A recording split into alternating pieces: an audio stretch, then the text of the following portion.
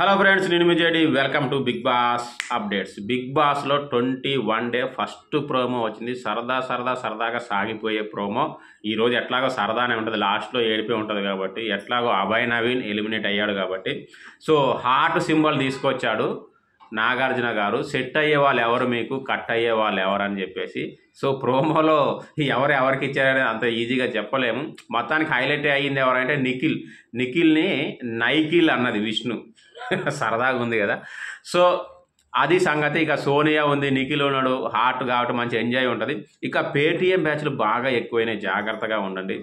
ఎంత దారుణంగా అంటే తప్పుని తప్పు, ఒప్పుని ఒప్పు అని చెప్పకుండా వాడు ఏది చేసినా వాడిదే రైట్ అనే టైప్లో చెప్తా ఉన్నారు. అంటే ఒక మనిషిని మనం ఇట్లా ఇసిరేస్తే అవతల ఎగిరి పడితే ఎంతైనా బాధ అనిపిస్తుంది. కానీ వాడు అలా ఇసిరి వేయలేదండి. అవతలోడు సన్నగా ఉన్నాడు, బాగా వీకుగా ఉండడం వల్ల ఎగిరి అలా గాలికి పడ్డాడు తప్ప, పాపం వీడు ఇసిరేసినోడు ఏం తప్పులేదు, వాడు ఇసరలేదు, అసలు తాకితే ఎగిరి పడ్డాడు అవతల అన్న టైపులో చెప్తున్నారు. నాకైతే కొంచెం బాధ అనిపించింది. మీకు కూడా అలాంటి విషయాలు వింటే నిజంగా బాధ అనిపిస్తుంది లేదా? కామెంట్ చేయండి.